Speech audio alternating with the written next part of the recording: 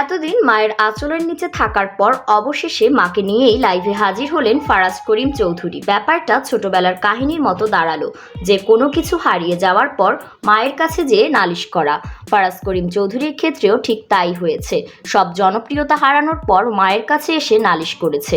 আচ্ছা চলুন ফারাজ করিম তার আম্মুকে নিয়ে কি নাটকের স্ক্রিপ্ট সাজালো। ভিডিওর শুরুতেই সবাইকে সালাম দিয়ে ফারাজ করিমের মা বলেন, আমি রিজওয়ানা ইউসুফ, একজন মা। আমার ছেলেকে আপনারা সবাই চেনেন, যাকে আপনারা মানবতার ফেরিওয়ালা বলেন। আজকে জাতির এ সংকটজনক মুহূর্তে আমার ছেলে চুপ। এটার কারণ মা হিসেবে আমি অত্যন্ত লজ্জিত। সে যে ত্যাগ স্বীকারটা করছে সেটা কোনো দালালির জন্য না, কোনো দলের জন্যও না। সে পারিবারিক চাপের মধ্যে আছে দেখে আপনাদের পাশে দাঁড়াতে পারেনি। রিজওয়ানা ইউসুফ আরও বলেন, ফারাজ মন প্রাণ দিয়ে চেষ্টা করে যাচ্ছে, যাদেরকে ধরে নিয়ে যাওয়া হচ্ছে তাদেরকে যেন ছাড়ানো যায়। কিন্তু আমি চুপ করে বসে থাকতে পারিনি, কারণ মা হিসেবে আমি বারবার ছেলের দিকে তাকিয়েছি। সে ৫-৬ রাত ঘুমায়নি। ওর চেহারার দিকে তাকাতে পারতাম না। আমি আজকে আর চুপ থাকতে পারলাম না। আমার আর ভয় লাগছে না। আমার ছেলের জন্য আমি আপনাদের কাছে ক্ষমা চাইছি। সে মানুষকে অনেক ভালোবাসে। আজকে আপনাদের পাশে সে হয়তো সশরীরে নেই, তবে মন প্রাণ দিয়ে সে আপনাদের পাশে আছে।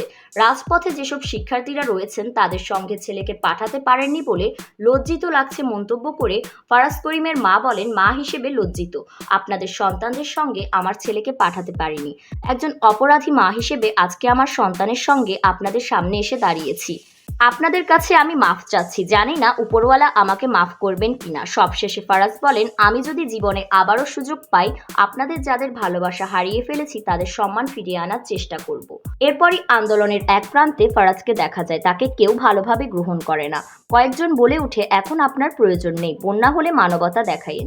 ফারাজ করিম আর তার মায়ের সেই পোস্টে একজন নেটিজেন লিখেন, ফেরিওয়ালা খ্যাত ফারাজ করিম চৌধুরী ছাত্রদের পাশে না থাকতে পেরে উনি এবং মা জাতির কাছে হাত জোর করে ক্ষমা চেয়েছেন এবং এটা তাদের ব্যর্থতা স্বীকার করেছেন।